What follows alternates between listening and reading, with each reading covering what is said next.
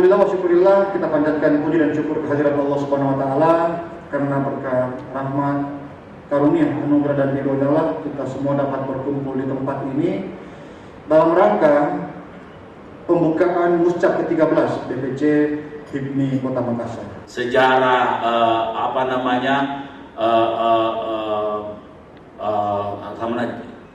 Jeff Bezos ya, seperti apa sejarah dari semua Zuckerberg ya, seperti apa ya, Tony Fernandez seperti apa, itu bukti-bukti.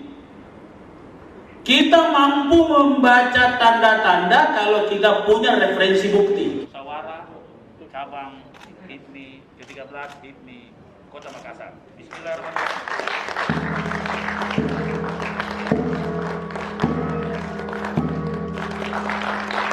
Pertama, saya bangga sekali sama adik-adik pengusaha muda yang terhimpun dalam HIPMI. Karena tadi ada kata-kata yang menarik tadi, bertanding untuk bersanding, itu satu poin yang luar biasa sekali. Artinya kolaborasi. Kolaborasi lebih penting dari kompetitiveness itu sendiri. Tapi karena kolaborasi bisa kompetitiveness akan muncul. Kira-kira filosofi itu yang saya tangkap dari Dinda Ketum HIPMI Sulsel. Dan saya menyampaikan tadi bahwa mari kita sama-sama meraih keunggulan. Keunggulan itu dilihat dari bagaimana membaca tanda masa depan dan membaca bukti masa lalu yang kemudian kita mampu beradaptasi dengan kecepatan kerja-kerja kita hari ini. Kalau pesan khusus mungkin untuk calon ketua Ya, saya kira tinggal melanjutkan Dinda Ikram dan Dinda Ketum sebelumnya yang sangat luar biasa. Saya melihat tradisi HIPMI ini luar biasa sekali.